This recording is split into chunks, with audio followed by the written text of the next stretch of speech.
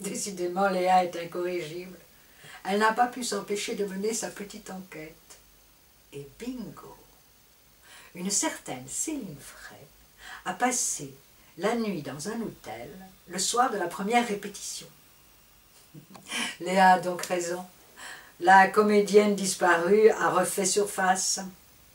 À qui peut-elle faire part de sa découverte?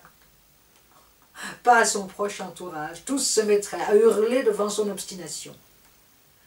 Mais plutôt à la première concernée, la sœur de Céline, sa jumelle Ariane.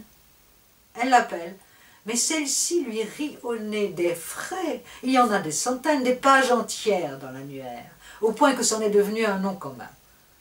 Et des Céline, il n'y en a pas qu'une sur terre, n'est-ce pas? Dépitée, Léa en est réduite à ronger son frein.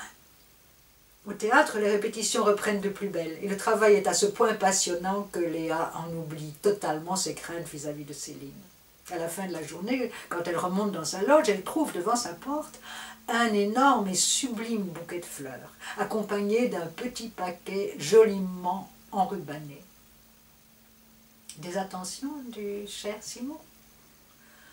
Pour le bouquet, oui, comme en atteste la petite carte glissée entre les fleurs. Mais le paquet, une fois débarrassé de son papier cadeau, révèle bien autre chose. Nimbée d'un nuage rose, une poupée Barbie, décapitée, une épingle plantée dans la poitrine, trempant dans une peinture rouge genre hémoglobine et portant au pied une petite étiquette disant « Va jouer ailleurs ». Bizarrement, Léa ne semble pas prendre au sérieux ce présent macabre. Une plaisanterie de mauvais goût, conçue par un esprit mal dégrossi. Elle a d'ailleurs une petite idée quant à l'auteur de cette farce grotesque. Non, sa curiosité est plutôt aiguisée par la tension qui règne entre Thomas et le gentil concierge Georges.